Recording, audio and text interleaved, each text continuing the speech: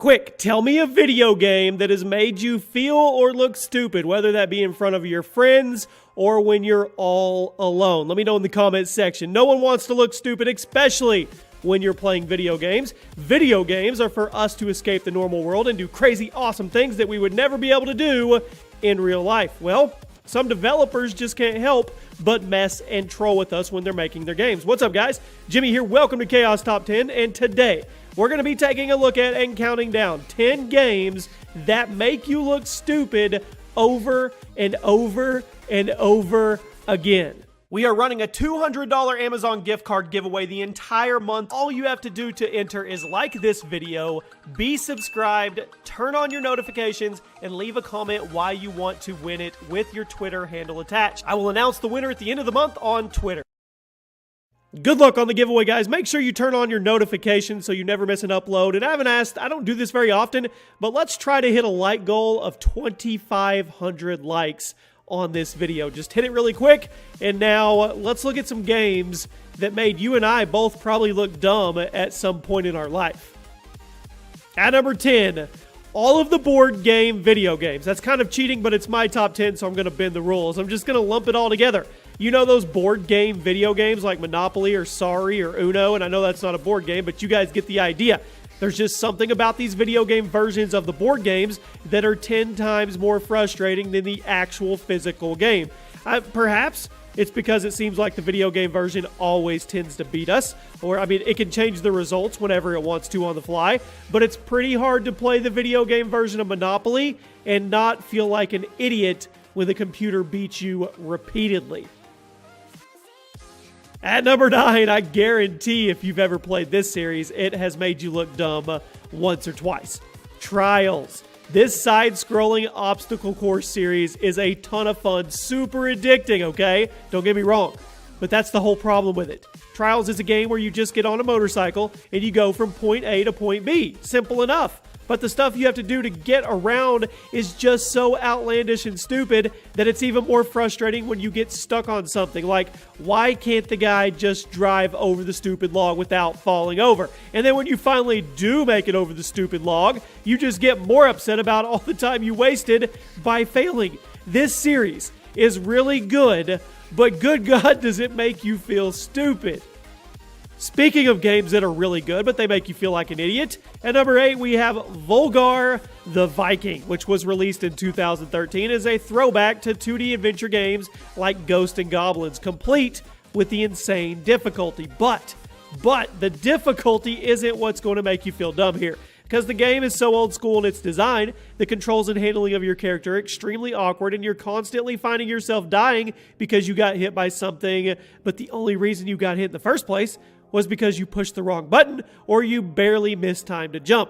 Volgarr the Viking is absolutely punishing in its difficulty, and that's what makes you feel so stupid when you die, because it will give you a game over just for making the absolute smallest mistake, making you feel like an idiot for making that tiny mistake in the first place.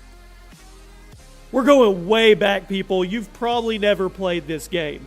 Oregon Trail. This classic series is very, very interesting. Either you love the Oregon Trail games or you hate them, or you've never played them. In case you never played them, Oregon Trail is a text-based adventure game where you play as American settlers trying to venture from one side of the country to the other. You start off with a group of people and you try to keep them alive and healthy by the time you finally make it to the other side, and 9 times out of 10, everybody dies. Sometimes they'll die because you mess something up, or sometimes the game will just decide to kill someone in your group without warning, making you feel like an idiot because you don't know if it was your fault or not. These games are really classic, but given the fact that the first one came out in 1971, they are super frustrating. Number 6, we're going to keep it just super simple here, okay? Every trivia game ever made. I'm just going to leave it at that. Jeopardy! Wheel of Fortune, any trivia game like that. If you don't want to feel like a complete moron over and over and over, stay away from these type of games. Cracking into the top 5, we have VV. This is a pretty cool 2D open world hybrid game with one single button for control. Okay, V. You play as a spaceship commander who has to venture around space in different space stations to try and find the rest of your crew, all while you're just using the one button to move up and down on the screen. The catch is, though, the game is so hard that you'll feel like an idiot whenever you die because the game only has one button. It just adds to your frustration because whenever you die, you know what you did wrong there was only one possible thing you could have done wrong. There's only one button. It makes you feel dumber and dumber as the game goes on and you die more and more and more. Despite making you feel like an idiot, VVVVVVV is a good game, so you guys should check it out. It's on Steam, I believe. It's a few bucks. I mean, it's funny, but it's frustrating. Speaking of puzzle games, which we talked about a minute ago, one of the best puzzle games of all time, at number 4 is Portal. Portal is known for making everyone who plays it, even the smarter ones, look like an idiot. Now, sure, some of the puzzles are super difficult. You shouldn't feel dumb for not figuring them out, but some of the puzzles are so stupidly easy that you feel like an idiot when you finally finish it and you realize how simple the actual solution was. There is something about getting stuck on a puzzle that isn't even that difficult that makes us feel like total losers, and the Portal games are the kings of capturing those feelings and emulating them through the game into your head. It's some of them are super hard, but some of them you're just like, how did I not figure that out? No Time to Explain, guys. No, that's the name of the game at number 3. No Time to Explain. This is a 2D platformer released in 2011 with a very unique movement mechanic, okay? Instead of jumping around like normal platformers, you have a big laser gun that you have to shoot at the ground to propel yourself to various platforms and over big walls of spikes. This movement style, though, is what makes you feel pretty dumb.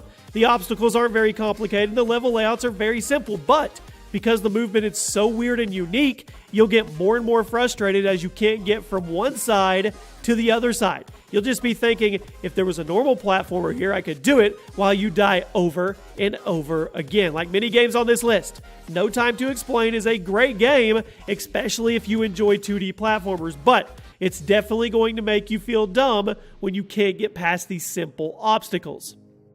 This game is not only funny, hard, hilarious, frustrating, it's everything at number 2, Surgeon Simulator. Okay, surgery isn't easy, and I'm never going to try and argue that fact. However, why is this game so hard? Surgeon Simulator was released in 2013. It was given intentionally difficult controls in order for the player to get as angry as possible.